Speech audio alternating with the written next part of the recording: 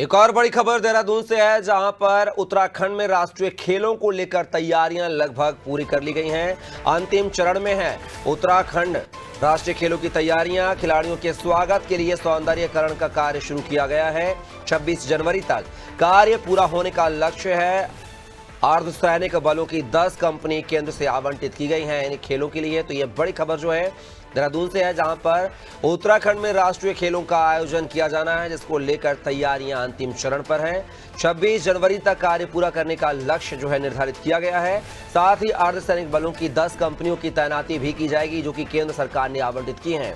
और ज्यादा जानकारी के साथ जो है उत्तराखंड के ब्यूरो हेड सोनू सिंह हमारे साथ फोन लाइन पर लगातार बने हुए हैं। सोनू, बात किया उत्तराखंड में राष्ट्रीय खेलों का आयोजन जो है अब अपने अंतिम पड़ाव पर है। कुछ ही दिनों बाद जो है वहां पर राष्ट्रमंडल खेलों का आयोजन किया जाएगा। इसको लेकर जो है तैयारियां अंतिम दौर पर हैं।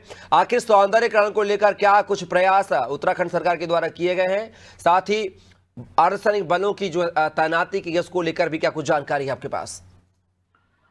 देखिए कपिल, जितने भी खेलों से संबंधित व्यवस्थाएं हैं उनको लगभग व्यवस्थित कर लिया गया है। कुछ ही कार्य ऐसे हैं जिनको होना बाकी है। जैसे आपने स्वयं इस बात का जिक्र किया कि जो जौलीग्रांट क्षेत्र में स्थित है एयरपोर्ट से लेकर जो महाराणा प्रताप स्पोर्ट्स कॉलेज है, हम देहरादून जनपद की बात कर रहे हैं, इसमें जो ये मार्ग है, मोटर मार्ग, इसमें सौंदर्यीकरण के कार्य किए जा रहे हैं।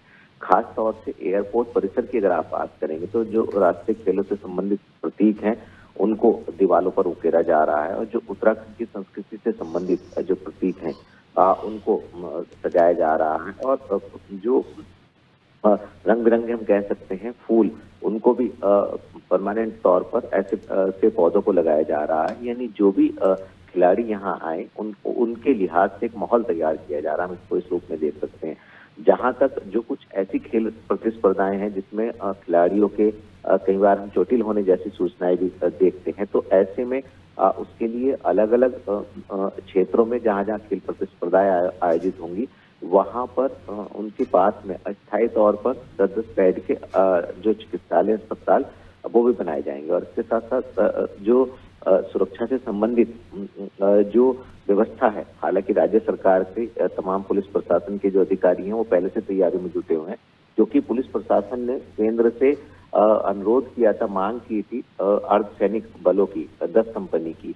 तो केंद्र ने 10 कंपनी जो है वो आवंटित कर दी हैं। 38 राष्ट्रीय खेलों की सुरक्षा के लिहाज से केंद्र सरकार ने फोर्स जो है वो भेज दी है। तो सभी तैयारी को हम कह सकते हैं इसके लगभग पूरी कर ली गई है। और यहाँ तक कि जो उत्तराखंड की खेल मंत्री हैं रेखा आर्य, उन्होंने भी एक रोज पहले समीक्षा बैठक के दौरान साफ तौर पर अधिकारियों को कहा है कि कैबिनेट मंत्री के प्रोटोकॉल का जो एक सिस्टम होता है उसको छोड़ अधिकारी किसी भी समस्या के समाधान के लिए, किसी भी अनुमोदन के लिए तत्काल सीधे मंत्री को फोन कर समस्या का समाधान कर सकते हैं। चूंकि समय बहुत कम बचा है कपिल, ऐसे में जो कंट्रोल रूम है, जो सचिवालय बनाया गया है 38 राष्ट्रीय खेलों के आयोजन के लिए, उसमें जो कंट्रोल रूम स्थापित किया गया है, वहां पर जो अधिकारी और कर्मचारी तैनात हैं वो सीधे खिलाड़ियों से संपर्क भी कर रहे हैं और उनकी आवाजाही से संबंधित, उनके ठहरने की और उनकी प्रतिस्पर्धाओं से संबंधित उनको जानकारी दे रहे हैं। तकरीबन 10,000 के लगभग जो है वो खिलाड़ी यहाँ शामिल होने वाले हैं। और इसके अलावा सुरक्षा से संबंधित,